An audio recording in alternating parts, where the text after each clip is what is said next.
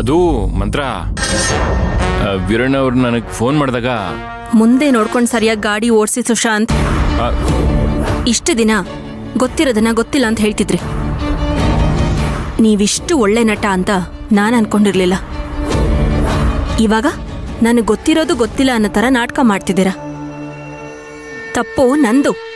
ಯಾಕೇಳಿ, ನಿಮ್ಮನ್ನ ಸರಿಯಾಗಿ ಅರ್ಥ ಮಾಡ್ಕೊಂಡಿಲ್ವಲ್ಲ, ಅದಕ್ಕೆ. ಬೆಕ್ಕು ಕಣ್ ಮುಚ್ಕೊಂಡು ಹಾಲು ಕುಡಿದ್ರೆ ಯಾರಿಗೂ ಗೊತ್ತಾಗಲ್ಲ ಅಂತ ಅನ್ಕೊಂಡಿರತ್ತೆ. ಅಲ್ಲ ಮಂತ್ರ, ಅದು ಇನ್ನು ಎಷ್ಟು ದಿನ ಈ ರೀತಿ ನಾಟಕ ಮಾಡಕ್ ಪ್ಲಾನ್ ಮಾಡಿದ್ದೀರಾ? ಮಂತ್ರ, ನಾನಿರೋ ಸಂದರ್ಭನ ಸನ್ನಿವೇಶನ ಅರ್ಥ ಮಾಡ್ಕೊ. ನೀನು ಯಾಕೆ ಈ ಥರ ಎಲ್ಲ ಮಾತಾಡ್ತೀಯಾ? ಅರ್ಥ ಮಾಡ್ಕೊಳ್ಳೋದು ಅಂದ್ರೆ ನನ್ನ ಮನಸ್ಥಿತಿನ ನೀವು ಅರ್ಥ ಮಾಡ್ಕೊಳ್ಳೋದೇ ಬೇಡ. ಬರೀ ನಿಮ್ಮ ಮನ್ಸನ್ ಮಾತ್ರ ಅರ್ಥ ಮಾಡ್ಕೊಂಡಿರ್ತೀನಿ. ನೀವೊಬ್ರೇ ಮನುಷ್ಯರಲ್ಲ, ನಿಮ್ ಸುತ್ತ ನಾವು ಬದುಕ್ತಾ ಇದೀವಿ. ಅದನ್ನು ಅರ್ಥ ಮಾಡ್ಕೊಳ್ಳಿ.